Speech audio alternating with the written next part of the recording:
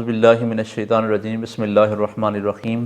سامعین محترم، سلسلہ فیضان قرآن کے اندر کافی دنوں کے بعد ایک مرتبہ پھر ہم حاضر ہیں۔ آج کی ہماری گفتگو کا عنوان اور موضوع قربانی کے حوالہ سے ہے۔ قربانی کے فضائل اور ضروری مسائل جن کا جاننا ضروری ہے، وہ اپنے چاہنے والوں کے لیے یہ میں آپ کے سامنے عرض کرتا ہوں۔ کیونکہ قربانی کے ایام قریب آ رہے ہیں اور احباب ارادہ بھی رکھتے ہیں قربانی کرنے کا، اور جن کو اللہ نے دولت اور مال سے نوازا ہے، صاحب نصاب ہیں، تو وہ اللہ کی راہ میں ضرور قربانی کریں اور عظیم اجر و ثواب اور انعامات الہیہ کو ضرور حاصل کریں اور اس چیز سے اپنے آپ کو محروم نہ کریں۔ قربانی کے بارے میں قرآن کریم کے اندر ذکر کیا گیا، احادیث مبارکہ کے اندر قربانی کے فضائل کو بیان کیا گیا، اور فقہائے کرام نے اپنی کتب کے اندر اس کے ضروری مسائل کو ذکر کیا حدیث طیبہ کی روشنی میں۔ تو میں اختصار کے ساتھ یہ تمام باتیں آپ کے سامنے عرض کرتا ہوں۔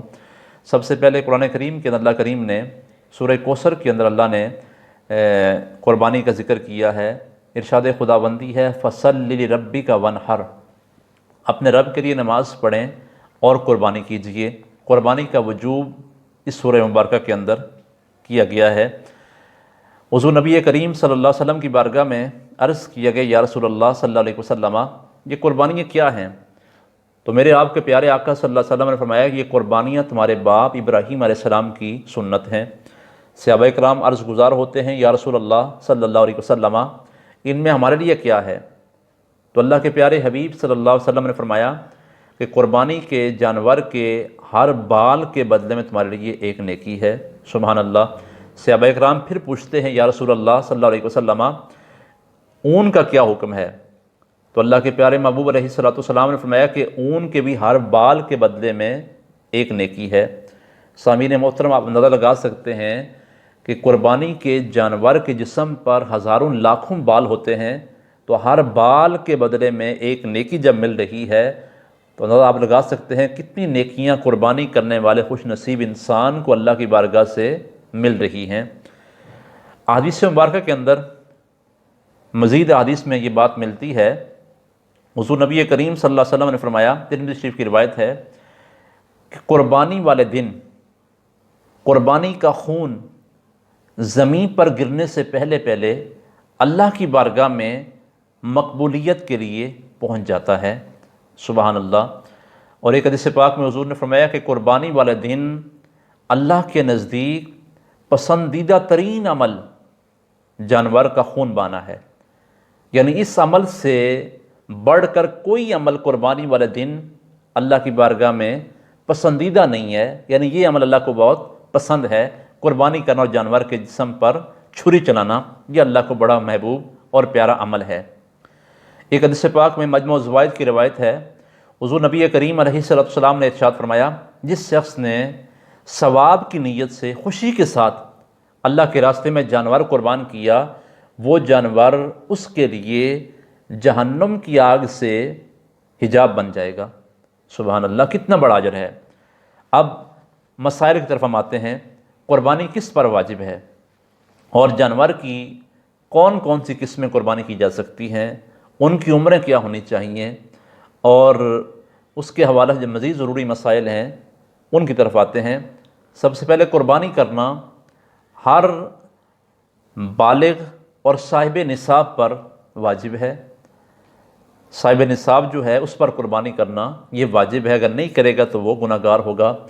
ایک یہ مسئلہ بھی یاد رکھیں، اگر ایک گھر میں اگر سارے افراد صاحب نصاب ہیں تو سب کی طرف سے اپنی اپنی قربانی کرنا یہ لازمی اور ضروری ہے۔ ایک قربانی ان کی طرف سے، ایک حصہ ان کی طرف سے کافی نہیں ہوگا۔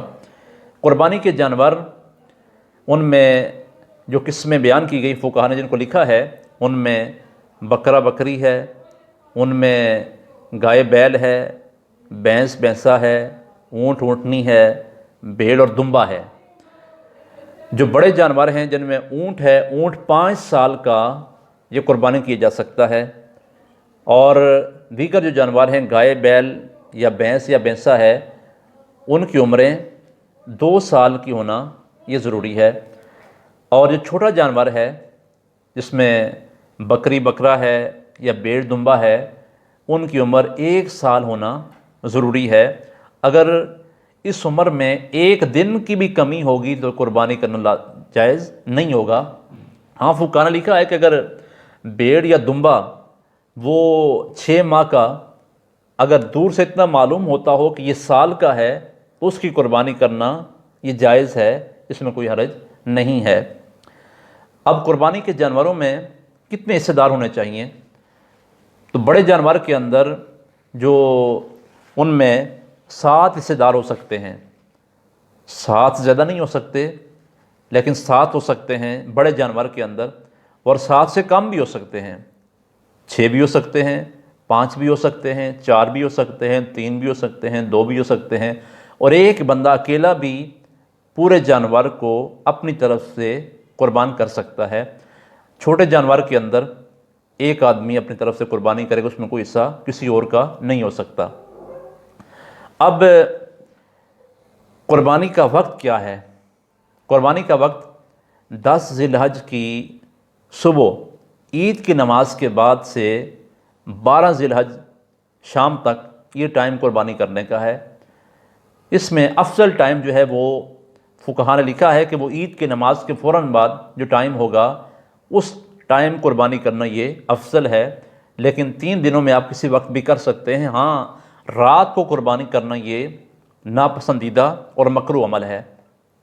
اب قربانی کے اگر آپ فوج شدگان کی طرف سے قربانی کرنا چاہیں تو بھی کر سکتے ہیں۔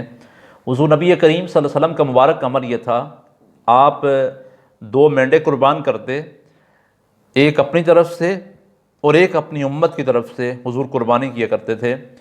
اور حضرت علی المرتضیٰ شیر خدا رضی اللہ تعالیٰ عنہ ہر سال 2 قربانیاں کرتے، ان میں ایک اپنی طرف سے اور ایک حضور نبی کریم صلی اللہ علیہ وسلم کی طرف سے۔ اور صوفیاء کرام، علماء، ائمہ مجتہدین سب نے ان کے بارے میں آتا ہے کہ وہ قربانیاں کیا کرتے تھے اپنی طرف سے بھی اور سرکار کی طرف سے بھی، اور احباب آج بھی اپنے فوج شدگان کی طرف سے قربانیاں کرتے ہیں، اس میں کوئی حرج نہیں ہے۔ یہ نفلی قربانی ہے ان کی طرف سے، ان کے اصالہ ثواب کے لیے قربانی ہے۔ اللہ نے کسی کو اتنا مال دیا ہے کہ وہ اپنے فوج شدگان کی طرف سے قربانی کرنا چاہے تو قربانی کی جا سکتی ہے۔ قربانی کے اندر آپ عقیقہ کا حصہ بھی رکھ سکتے ہیں، اس میں کوئی حرج نہیں ہے۔ بچوں کا عقیقہ کرنا ہو تو قربانی کے جانور کے اندر بھی آپ اس سے رکھ سکتے ہیں، ایسا کرنا یہ جائز ہے۔ اب قربانی کے اندر تمام حصہ داروں کی نیت اللہ کی رضا ہونی چاہیے۔ اس بات کا اہم خیال رکھنا چاہیے کہ جتنے حصہ دار بھی قربانی کر رہے ہیں ان سب کی نیت کا درست ہونا ضروری ہے۔ اگر 7 حصہ داروں میں سے کسی ایک کی نیت بھی گوشت کا حصول ہوا، نیت میں فرق آ گیا تو قربانی کسی کی طرف سے بھی نہیں ہوگی۔ اس لیے قربانی کرنے سے پہلے سب کا اپنی اپنی نیتوں کو درست کر لینا یہ ضروری ہے۔ قرآن کریم میں اللہ نے فرمایا لن ینال اللہ لحومها ولا دماؤها ولکن ینالہ التقوی منکم، اللہ کے ہاں تمہارے گوشت نہیں پہنچتے، تمہاری قربانی کے خون نہیں پہنچتے، تو اللہ کی بارگاہ میں کیا پہنچتا ہے؟ فرمایا کہ اللہ کی بارگاہ تمہارے دل کا تقوی پہنچتا ہے۔ اس لیے دل میں تمہارے کیا ہے اس کا ٹھیک ہونا یہ ضروری ہے۔ آپ جانور قربان کر رہے ہیں تو جانور کو قربان کرنے سے پہلے اس کو چارہ دے دینا، پانی پلا دینا، اور چھری کو پہلے سے تیز کر لینا، اور ایک جانور کے سامنے دوسرے جانور کو ذبح نہیں کیا جائے گا، جانوروں پر بھی رحم کیا جائے گا۔ اور جانور کو ذبح کرنے کے بعد اس وقت تک چمڑا نہ اتارا جائے، اس کے اعضاء نہ کاٹے جائیں جب تک وہ جسم اس کا ٹھنڈا نہ ہو جائے۔ جلدی کرتے ہیں لیکن ایسا نہیں کرنا چاہیے، جانوروں پر بھی رحم کرنا چاہیے۔ گوشت کی تقسیم کا جب عمل آتا ہے تو اس وقت مستحب یہ ہے کہ 3 حصے کیے جائیں، ایک حصہ اپنے لیے، ایک حصہ رشتہ داروں کے لیے، اور ایک حصہ غرباء اور مساکین کے لیے۔ یہ 3 حصے کیے جائیں، یہ مستحب ہے قربانی کے گوشت کے حوالہ سے۔ اب قربانی کرنے والے کے لیے مستحب یہ ہے، سنت یہ ہے کہ جب عید کا چاند طلوع ہو جائے تو اس وقت سے لے کر جب تک قربانی نہیں کرتا اس دوران وہ اپنے ناخن نہ کاٹے، اپنے بال نہ کاٹے، یہ سنت ہے، مستحب عمل ہے، اگر اس پر عمل کیا جائے تو یہ بھی اجر و ثواب کا باعث ہے۔ تو یہ تھے قربانی کے بارے میں چند مسائل جن کو میں نے آپ کے سامنے ذکر کیا ہے۔ اللہ کریم کی بارگاہ میں دعا ہے کہ مالک ہمیں قربانی کے اس مبارک عمل کو کرنے کی توفیق دے، اور جو جانوروں کے حوالہ سے مسائل میں نے بیان کیے ان کے مطابق جانور خریدنے اور جانور کا تمام عیوب سے پاک ہونا ضروری ہے۔ اللہ تعالی ہم سب کو اس کے مطابق عمل کرنے کی توفیق نصیب فرمائے۔ وآخر دعوانا الحمد للہ رب العالمین۔